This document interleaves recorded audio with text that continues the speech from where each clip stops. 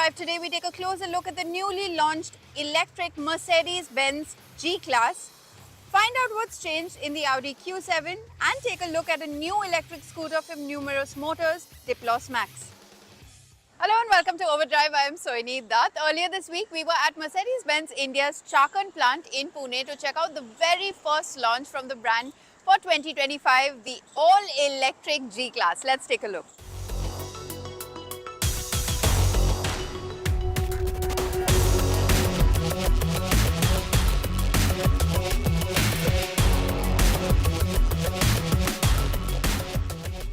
An electric version of the iconic Mercedes-Benz G-Class is probably the last car you wanted to see go all electric, but Mercedes-Benz have launched this electric SUV today at 3 crore rupees ex-showroom pan-India. Now it has a battery capacity, a big battery capacity of 116 kilowatt hour, and it will deliver a driving range of 473 kilometers. That is the WLTP figure, of course. Let's dive into the details. Well, this electric G-Class retains its classic and iconic G-Class styling. What differentiates it from its ICE counterparts, of course, is the non-functional front grille with light surrounds, which honestly I think looks pretty good. Mercedes has decided to continue with the G moniker rather than integrate the G-Class with the EQ range, and that really points out to Mercedes not wanting to mess around with the G-Class heritage. Some smart design tweaks have allowed this SUV to enjoy some aerodynamic efficiency. In fact, it has reduced drag coefficient by 0.44 CD, even though this SUV weighs over 3 tons. Unlike many other EVs, in fact, it continues a body-on-frame construction.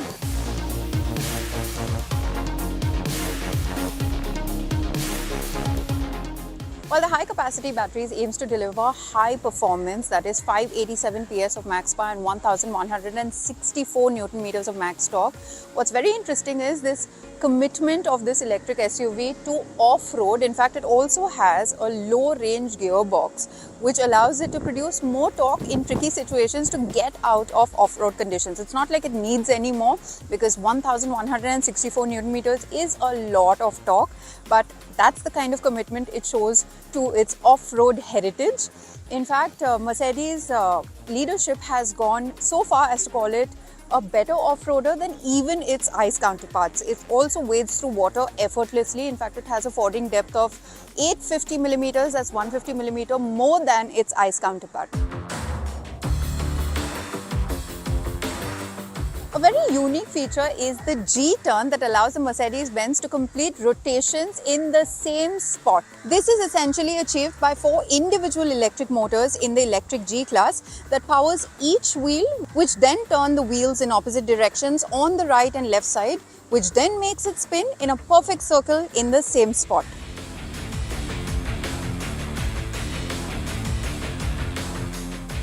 Once inside the cabin, you are greeted with the familiar G-Class layout.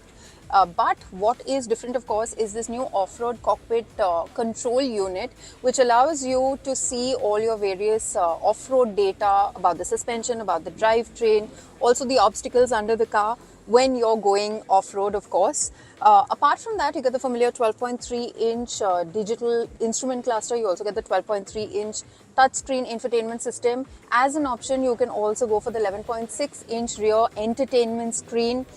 For the rear passengers, you also get the option of Burmester 3D surround sound system, and also front powered passenger seats with massage functions would be an option that you could opt for. You also get single pane sunroof, and you also get ambient lighting, which you would expect in a luxury car at this price range.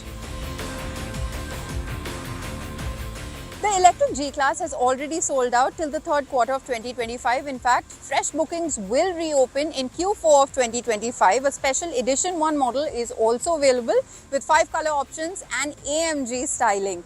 Now, we just have to wait and watch who is actually going to take this luxury EV off-road. Time for us to take our first commercial break here on the show, but coming up, we tell you what's changed in the Audi Q7. Welcome back. You're with us on Overdrive. When Audi introduced the Q7 in the Indian market way back in 2008, it became an instant bestseller because there was no other competition in the luxury space in the SUV segment. But today, things have changed and Audi has to keep up with times, and hence there is a facelifted version of the Q7. Let's check out.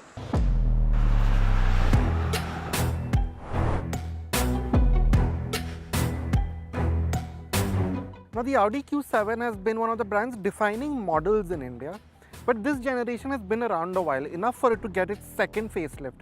So what do you get with it, and is this SUV still relevant? Let's find out.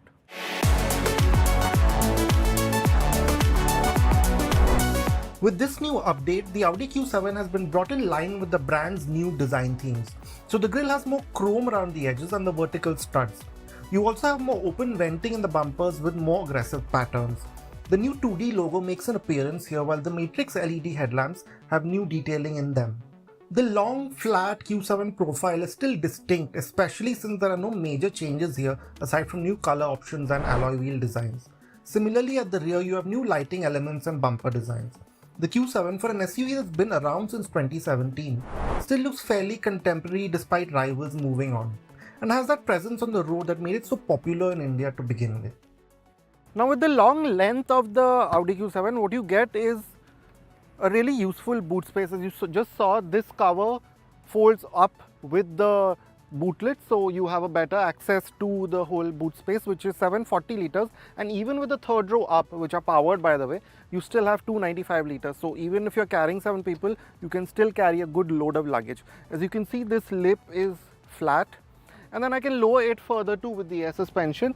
The car will lower itself. Now again, that makes putting things easier still, and then you also have this separator kind of arrangement. Now what this does is, it just makes sure your things don't flop around when you're driving.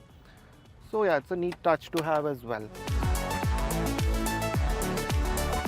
Now, as is true for most Audis, this Q7 too still feels contemporary, even though it's not the most up-to-date or modern looking space anymore. And you have that sense from the simplicity and the quite directness of the general design of the Q7. For example, you have some neat flat surfaces. Yes, maybe the amount of gloss black used is a bit too much, but it's all well done and built to a high standard. For example, the way these vents work, or just how tactile, say, some of these buttons are, they really do the job well. And then the new bits that have been added, for example, this wood trim and the upholstery, they do a little bit to enhance the space. Having said that, there are some things that really do stand out. For example, some of the plastics, say around here and in the door cards and so on, they could have been of a better grade. You don't expect that in a big 3-row luxury SUV anymore. And these screens, while they are perfectly alright, they do seem a bit outdated now compared to what the competition gives you.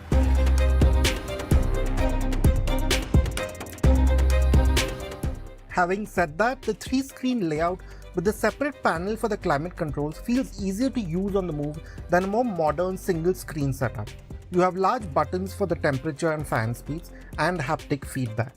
The main touchscreen is responsive enough, and the digital instrumentation continues to be one of the easier ones to get used to. The central bin is a bit too shallow, but you have enough chargers and storage spaces in the door pockets, although ventilated seats are missing. Now, with the second row of the Q7, the first thing that strikes you is the kind of adjustment and flexibility that's on offer. You effectively have 3 separate seats here, each of them with their own contouring and support. So all the 3 passengers can sort of decide how they want to sit. And it's also wide enough, I feel, to accommodate 3 people together, which is great. Yeah, there is this hump, but I think you can get around that pretty easily. But what you can actually do is slide each of these forward and back like this.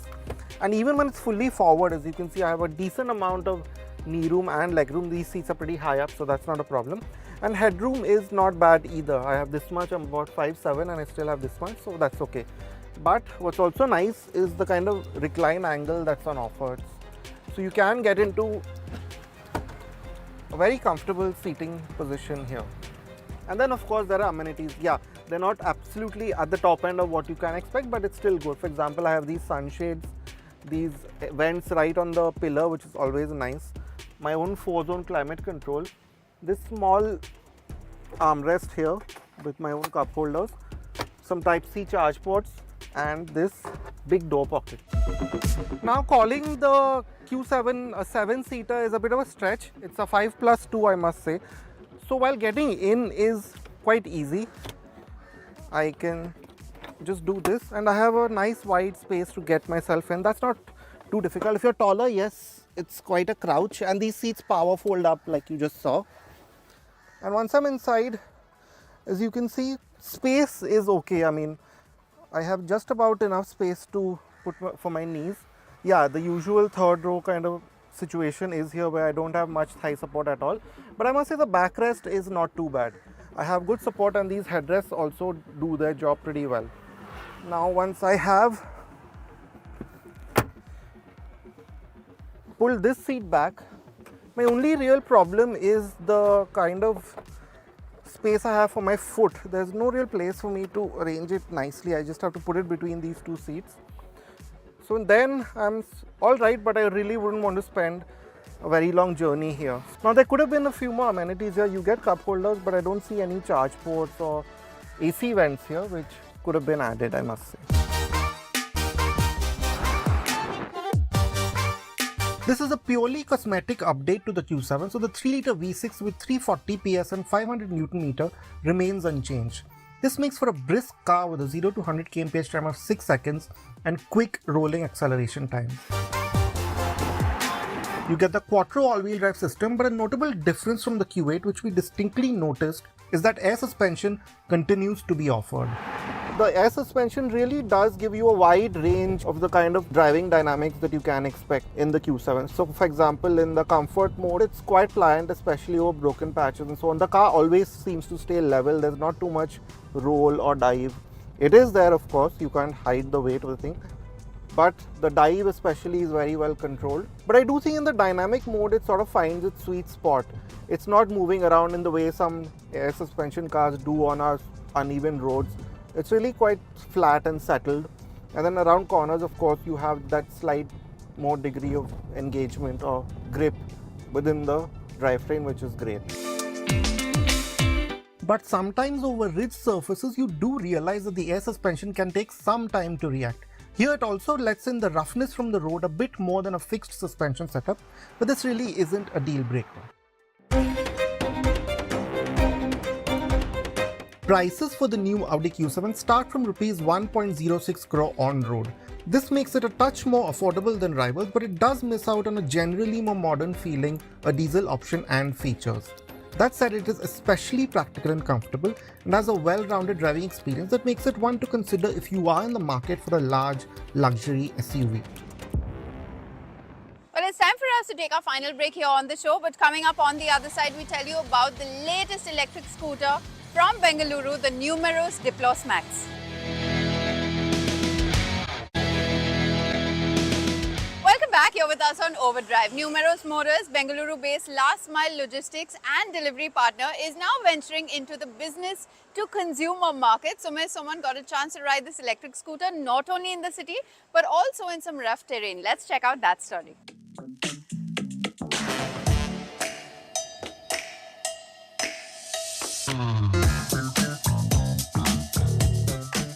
Now the electric two-wheeler space is growing exponentially, and how? We've got the Aethers, the Olas, the TVS, the Bajaj vying for this space and the fruits it has to offer for that matter.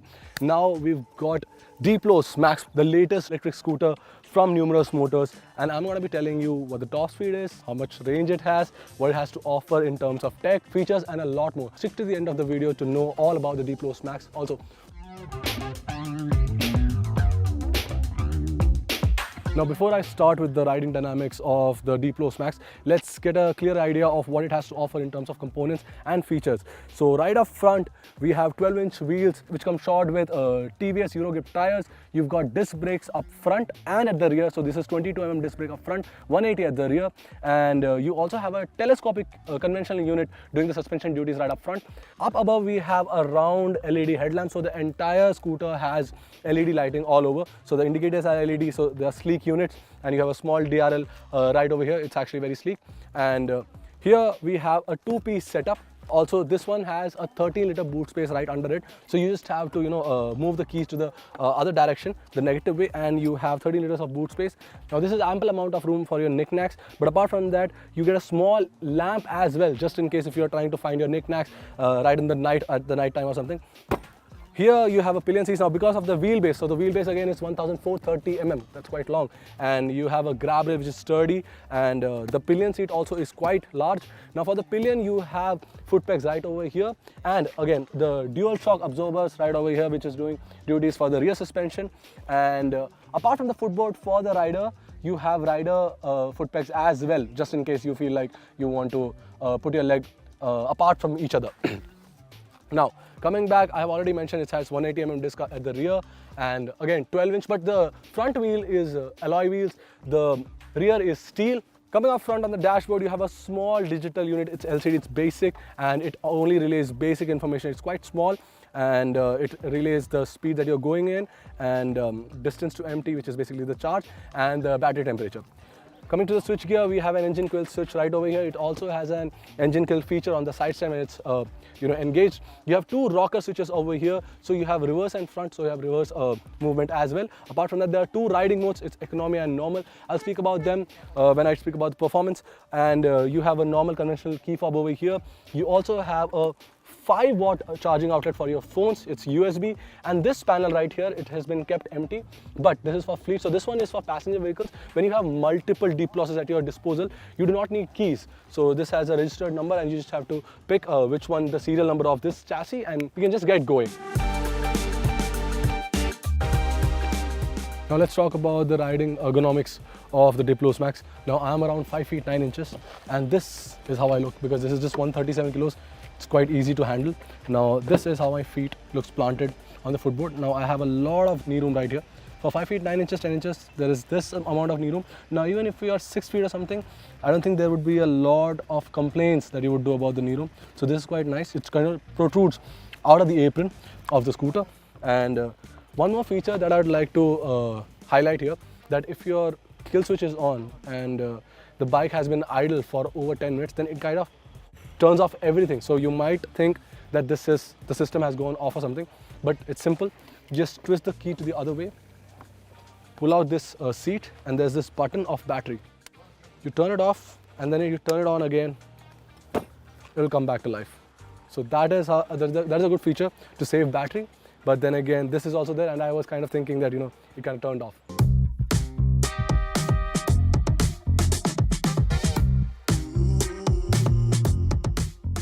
Now let's talk about the performance of the Diplos Max. It has a square tube chassis, and inside the chassis it's an IP67 motor as well as battery. The battery is 3.7 kilowatt hour, and the motor makes around 3.7 PS of power and 138 Newton meters of peak torque. Having said that, you have two modes. So there's normal and there's eco. So when you switch to eco, that's the most frugal mode, and the performance is rather underwhelming. So the delayed responses and the overall lack of acceleration, or for that matter in-time acceleration, does get to you. So I would advise that mode only and only when your priority is to get from point A to point B.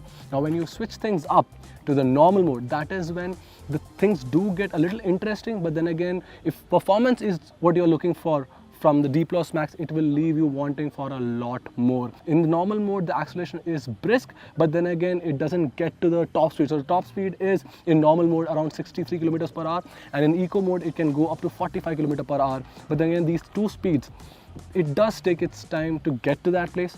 Now when it comes to suspension, now the ride quality is actually on the stiffer side of things, not too stiff that it becomes bone jarring, but then again you will feel all the potholes and the bumps on the road. Now when it comes to braking, the braking is actually nice. You have disc brakes up front and the rear. Now the management tells me, the product people tell me that it has a CBS, it does not get an ABS. So that is there, but apart from that, the brakes have good progression. The front one has gradual bite, and so does the rear. It's easy to use the brake. It doesn't take much time to get used to the braking.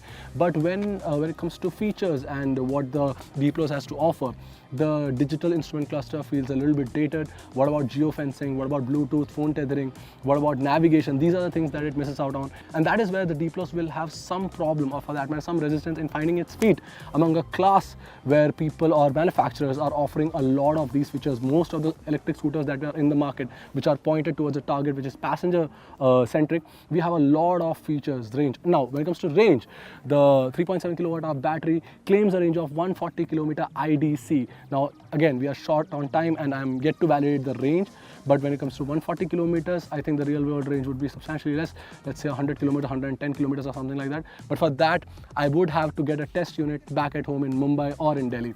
But apart from that, when it comes to the pricing of the Diplos Max, now the company says that they will announce pricing close to the Auto Expo, which is 17th of Jan. And that is the only place where the Diplos will kind of have an advantage of what it gives out and the pricing that it will offer. But apart from that, I think it's a very sturdy scooter, and I had the opportunity to ride it in quite the tough terrain as well as in the city. It rides well, it's easy to ride, there's no problem in that. It does a fine job from getting from point A to point B, but there are a few niggles as well, a few pain points that the company needs to address.